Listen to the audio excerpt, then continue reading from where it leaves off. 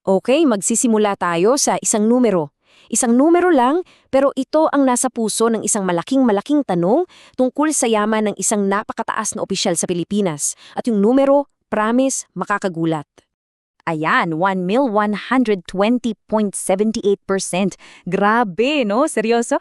Yan daw ang itinaas ng net worth ni Vice President Sara Duterte simula noong pumasok siya sa serbisyong publiko, base mismo sa mga opisyal na dokumento.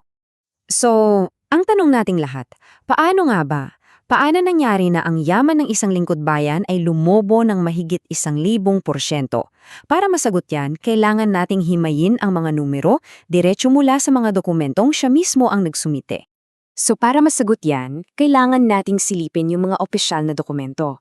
At dito, ang SALN o yung Statement of Assets, Liabilities, and Net Worth ang bida. Ito yung isinusumite ng bawat opisyal, di ba? Para maging transparent.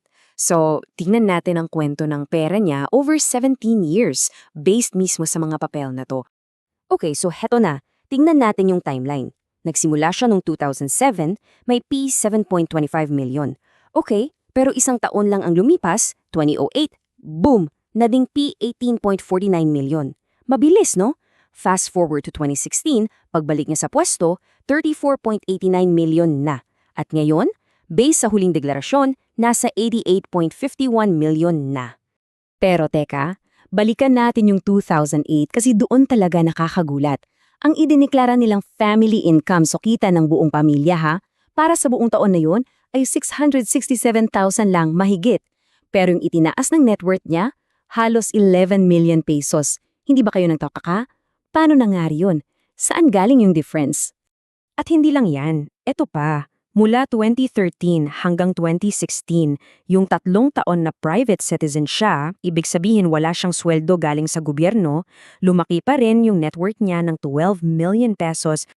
Pero alam nyo, kung may isang taon na talagang kapansin-pansin, yun ay noong 2017. Imagine, 28.45% ang itinaas ng yaman niya in just 1 year. At para may context tayo, yan yung unang buong taon ng pagka-presidente ng tatay niya. Okay, so dahil sa mga nakita nating yan, yung mga biglaang pagtalon, oras na para tingnan natin yung bigger picture. Ikumpara na natin yung sahod niya sa gobyerno laban sa total net worth niya. Dito natin makikita kung gaano kalaki yung gap.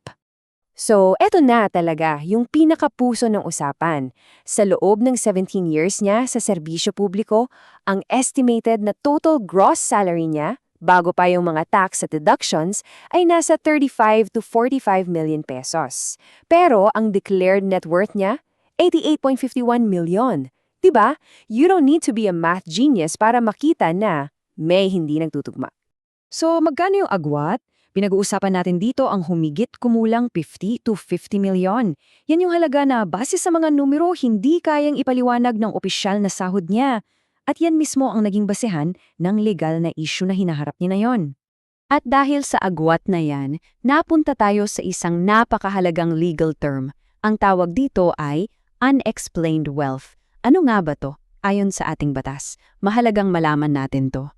Ayon mismo sa batas ng Pilipinas, nagkakaroon ng unexplained wealth kapag ang mga ari-arian ng isang public official ay, at ito yung key phrase, manifestly out of proportion sa kanyang sahod at iba pang kumpirmadong legal na kita. In short, pag sobrang laki ng yaman kumpara sa lehitimong kita, that word kumpirmado is very, very important. At dito na nagiging mas komplikado at honestly, mas interesante ang lahat. Kasi sa batas, pag ganito ang sitwasyon, may isang malaking pagbabago sa kung sino ang may responsibilidad na magpaliwanag. Okay, so paano to gumagana sa ilalim ng anti-graft law? Simple lang. Step 1, iprepresenta ng gobyerno o ng nag-aakusa yung ebidensya na, hey, yung yaman mo hindi tugma sa kita mo. Step 2, at ito yung game changer. Lumilipat na ang burden of proof. Step 3, ang opisyal na mismo ang kailangang magpatunay na, teka, yung yaman ko galing to sa legal na paraan. Kita nyo yung pagkakaiba? Hindi na trabaho ng accuser na patunayan may ginawang masama. Trabaho na ng opisyal na patunayang malinis ang pera niya. At yan mismo yung ginawa sa Kongreso. Ito ang sinabi ni Congressman Terry Ridon nang isampa niya ang kaso. Sabi niya, Ipinauubayan na namin sa House Committee on Justice ang pagdetermine kung ito ba ay unexplained wealth. At ano naman ang naging sagot ni Vice President Duterte? Isang diretsyong hamon. Ang sabi niya, "Show me which part of my SALN is unexplained." O di ba? Dito na nagbabanggaan yung dalawang panig. Sino ba talaga ang dapat magpaliwanag? Alam nyo, kaya to big deal kasi may kasaysayan na tayo nito. May precedent na. Naaalala nyo ba yung impeachment ni dating Chief Justice Renato Corona noong 2012? Halos parehong-pareho ang issue. Sale NN. Ganun din ang naging hamon niya sa mga accusers niya. Turo nyo kung saan ang mali. Pero anong nangyari sa huli? Na-convict siya ng Senado. At ang mas nakakaintriga pa, yung mga salitang ginamit sa reklamo laban kay Duterte ngayon, halos kopya ng ginamit laban kay Corona noon. Kaya sa huli, bumabalik tayo sa isang tanong na legal at the same time ethical. Kapag sinasabi mismo ng batas na ang burden of proof ay lumilipat, sino nga ba talaga ang may obligasyong magpaliwanag?